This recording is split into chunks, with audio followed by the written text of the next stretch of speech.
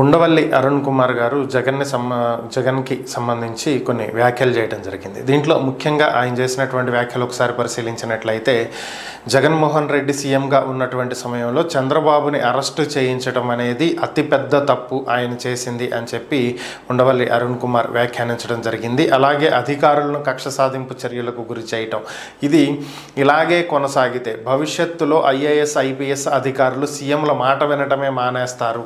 చంద్రబాబుని అరెస్టు చేయటం, అధికారులపై కక్ష సాధింపు చర్యలకు పాల్పడటం, ఈ కారణాలే ప్రజల్లో వ్యతిరేకతను తీసుకువచ్చి ఉంటాయి.